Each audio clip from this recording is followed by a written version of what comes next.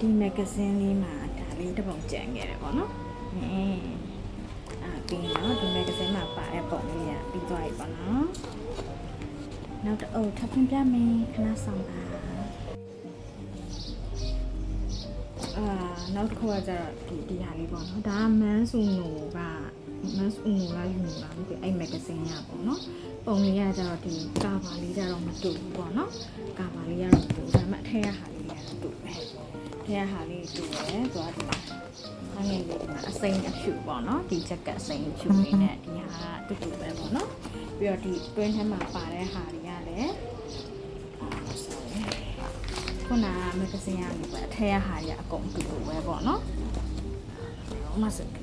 ပြပါပေါ့နော်ပုံစံကတူတူပဲအိုးပြဒီလိုလေးပေါ့နော်ဒီလိုလေး sorry ပါမစကရအဲ့လိုလေး unboxing နဲ့တိတ်လို့ကြာမဟုတ်တော့ဒီလိုတပိုင်းပေါ့နော်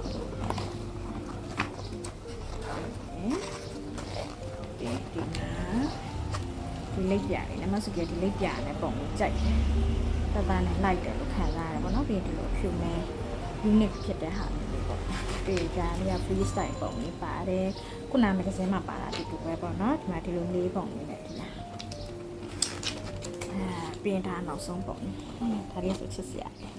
ဒီချာလေးရိုက်ပြတာပြင်မှာတော့ပိုလှတယ်ပေါ့နော်စိုးညာပဲအဲ့ဒါပဲကတရုတ်sorry ကျုံကောကဒီမဂ္ဂဇင်းညာအဲ့လိုပဲအပြည့်ပါမျိုးမဟုတ်နည်းနည်းကြိုချကြတာပါသူ့ရဲ့ဘာငယ်လေးရဲ့ပေါ့သူ့ရဲ့ဒီကာဗာဖိုတိုပုံလေးပေါ့နော်ဒီဟာမှာပါတဲ့ wallpaper ရှိတယ်ဒါလေးလည်းကြည့်ချရအောင်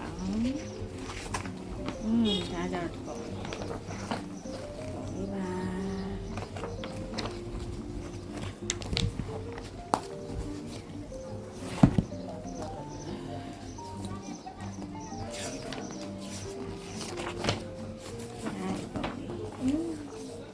တကယ်23 24ဆိုတကယ်ကလေးပဲပေါ့နော်ကဲအကြိုက်ဆောင်ပလက်ရကျွန်တော်သွားပြီပေါ့နော် quality ကောင်းကောင်းလေးနဲ့ postcard လေးဆိုလဲအရန် clear ဖြစ်တယ်ပေါ့နော်နောက်ပါပြီးတော့ငယ်လေးနံပါတ်ထိုးထားတာလေးကတော့3ပုံပဲပါတယ်ပေါ့နော်ဒီပုံလေးတွေကဲဆောင်ရကျိုးနှက်ခဲ့ပါပြီ Star Wifi လဲကျေးဇူးများကြီးတင်ပါတယ်